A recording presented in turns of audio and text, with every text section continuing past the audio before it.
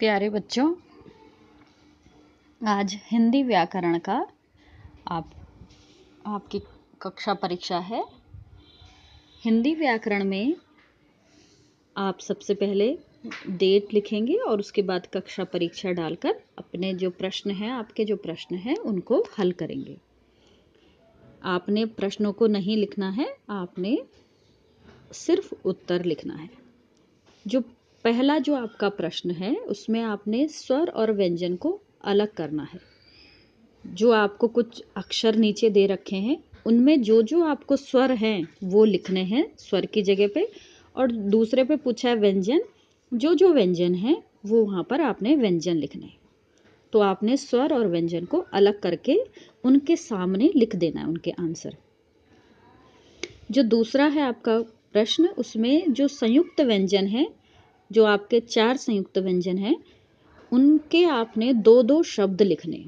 उनसे बनने वाले भी हो सकते हैं या वो बीच में भी आ सकते हैं, लेकिन जो संयुक्त व्यंजन है वो आना चाहिए, चाहे वो बीच में आए चाहे शुरुआत में आए, तो उसमें संयुक्त व्यंजन आना चाहिए उस शब्द में।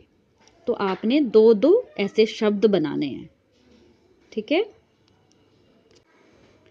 अब आपका जो तीसरा प्रश्न है उसमें आपने स्वर और व्यंजन को जोड़कर एक उसका आंसर लिखना है। जो स्वर हैं उनमें व्यंजन पे आपको पता है कि स्वर हमेशा मात्रा के काम आते हैं, वो मात्राएं ही होती हैं। तो आपने दा, पहला जो आपका है बड़ा ओ, औ प्लस दा है, तो आपने दा पे उसकी मात्रा लगा देनी है। ऐसे ही खा पे आपने छोटी की मात्रा लगा देनी है। जो जितने भी व्यंजन हैं उन पे जो स्वर हैं उनकी मात्रा को आपने उसका आंसर लिख देना है। मात्रा को लगाकर आपने उसका आंसर लिख देना है, ठीक है। जो स्वर हैं वो मात्राएं हैं और जो व्यंजन हैं वो उन पर आपने स्वर की मात्रा लगाकर उसको आगे लिखना है। आपका जो चौथा प्रश्न है उसमें आपने अंग की, चंद्र बिंदु और अहा की मात्रा लगानी है सही जगह पर। जो आपका पहला जो शब्द है वो है चांदनी। आप अपना उच्चारण करेंगे और तब उस ढंग से मात्रा को लगाएंगे। अंगूर, नमः, दांत, तंग, पुनः, पंजाब, ऊंट।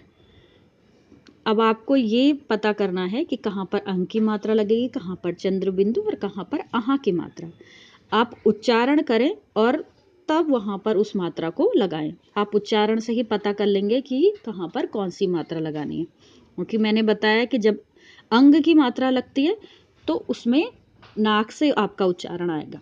जब चंद्र बिंदु की मात्रा लगती है तो उसमें आपका नाक और गले दोनों से आवाज आती है, उसमें वाइब्रेशन होगी, कंपन होगा आपका, तो आपको पता चल जाएगा कि यहाँ पे चंद्र बिंदु की मात्रा लगेगी। आहा की मात्रा में हा का उच्चारण आता है, तो आपने वहां पर उच्चारण करके सही जगह सही मात्रा को लगाना है। अब जो आपका 5वां प्रश्न है, यहाँ पर आपको मात्राएं दी गई हैं और उनसे आपने 2-2 शब्द बनाने हैं। पहला है छोटा ए, बड़ी ई, ओ, उ। तो आपने इनसे 2-2 शब्द बनाने हैं, इन मात्राओं के 2-2 शब्द बनाने। आपका जो अंतिम प्रश्न है उसमें आपको खाली जगह दी गई है और आपने वहाँ पर जो मैंने शब्द दिए हैं आपको, उनको आपने वहाँ पर भरना है। तो पहला जो है आपका वर्ण के, फिर जगह खाली दे रखी है, प्रकार होते हैं। तो आपको पता होगा कि वर्ण के कितने प्रकार होते हैं। वहाँ पर जो सही आंसर है, ऊपर दिए गए हैं आंसर, जो सही आंसर है उसको आपने वहाँ पे लिख देना है।